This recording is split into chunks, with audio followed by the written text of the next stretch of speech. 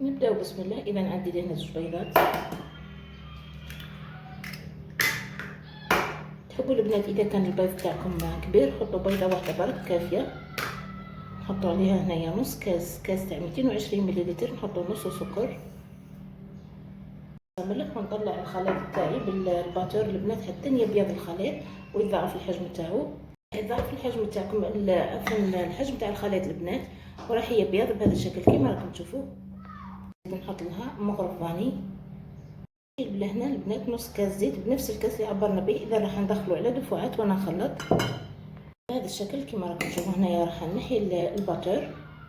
هذه المرحله البنات مهمه بزاف لانه راح تعطيكم كيكه قطنيه واسفنجيه كيما الغيمه البنات. نجيبوا لهنا البنات بويا اورت ناتور ولا تحبوا اي قوت تحبوه البنات. تحبوا تحطوا الكو تاع نواه كوكو يجيكم من اروع ما يكون. خلطوا لي اورت تاعنا مليح بهذا الشكل.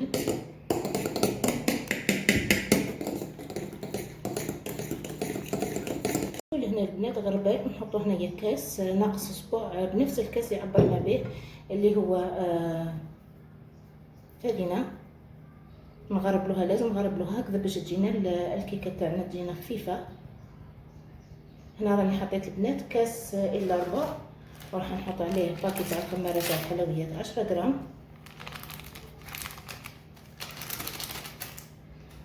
اذا نخلط من تحت الفوق البنات كيما راكم تشوفوا هكذا باش نكسرش باش ما نخرجش الهواء هذاك اللي دخلته في الكيكه تاعي. اذا نبقاو نخلطوا بهذا الشكل.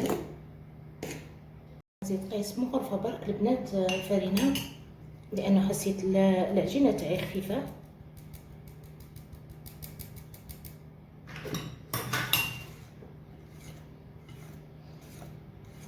نخلطوا من تحت الفوق بهذا الشكل حتى ندخلوا كامل الفرينه تاعنا في الخليط.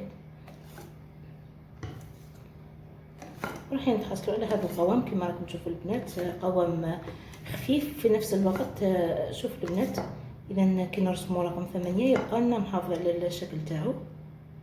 لهنايا البلا تاعي الاسطوري اللي القياس تاعو 10 على 30. اذا نفرغ فيه الخليط تاعي بهذا الشكل كما راكم تشوفوا. تقدروا البنات كما خبرتكم اذا كان البيض تاعكم كبير حطوا بيضه واحده البنات كافيه مع المكونات اللي شفتوهم معايا. راح تخرج لكم كيكه تقريبا عائليه.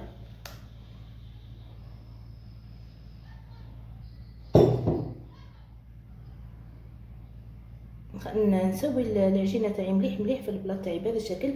بالنسبه للبلا البنات راني ما حطيتش بابي كويسون. اذا كان عندكم بابي كويسون حطوه احسن. هنا راني دهنته بالزيت وغبرته بالفرينه. نجيب المول تاعي نحاول نسوي العجينه تاعي في المول. نجيب لهنا الكونفيتير تاعي المشمش البنات. اذا وراح نحط لهنا كما راكم تشوفوا. راح نجيب البنات الكونفيتير ونحط لهنايا بطريقه عشوائيه. اذا هكذا باش يجونا كامل القطع فيهم يجونا فيهم الكونفيتير. كيكه من اروع ما يكون. اذا رايحين تحضروها في وقت قياسي.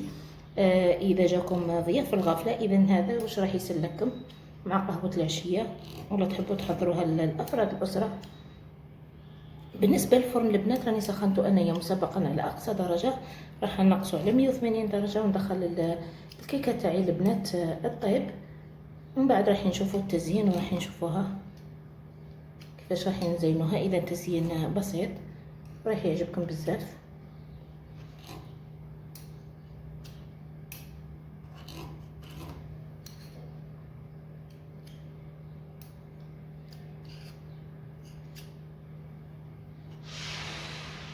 هنا كيما راكم تشوفوا البنات رشيت الحلوه تاعي من فوق بالسكر غلاس. حطيت لها خطوط حطيت لها الكونفيتير كيما راكم تشوفوا البنات. التزيين يبقى حسب الرغبه. اتمنى حبيباتي تعجبكم الوصفه تاع اليوم. خلوا لي رايكم في التعليقات حبيباتي اذا عجبتكم ولا لا. نختموا الفيديو تاعنا بالصلاه والسلام على النبي عليه الصلاه والسلام. اللهم صل وسلم وبارك على سيدنا محمد وعلى اله وصحبه اجمعين الى يوم الدين. وانتظرونا غاليا في فيديو جديد. سلام.